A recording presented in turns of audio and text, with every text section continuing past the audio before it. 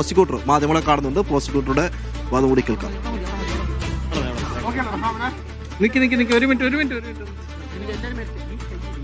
ഈ കൈ ഇങ്ങോട്ട് തന്നെ ഇരിക്കുന്നു.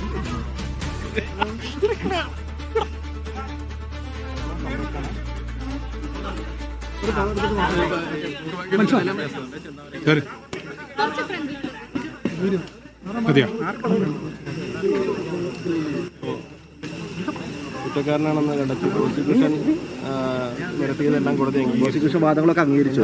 എല്ലാ വാദങ്ങളും അംഗീകരിച്ചിട്ടാണ് ഒരു വിധി ഉണ്ടായിട്ടുള്ളത്. എല്ലാം ത്രെഡ് ബിയറായിട്ട് നോക്കി പരിശോധിച്ച് മാത്രം ഉണ്ടായ ഒരു വിധിയാണ്.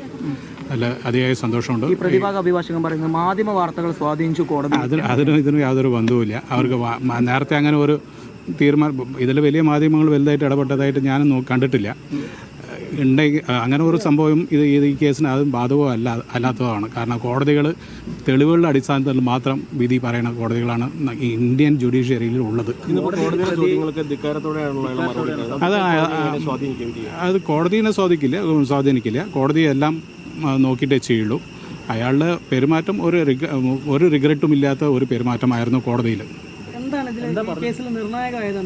കൂടുതൽ ഇതിലെ സർക്കംസ്റ്റൻഷ്യൽ എവിഡൻസും സാക്ഷികളുടെ മൊഴികൾ ഫോറൻസിക് മെഡിക്കൽ എവിഡൻസ് ഇതെല്ലാം ഈ കേസുകളുടെ വളരെ ഇമ്പോർട്ടൻ്റ് ആസ്പെക്ട്. പ്രോസിക്യൂട്ടറുടെ പ്രതികരണം കൂടിയാണ് കണ്ടത്.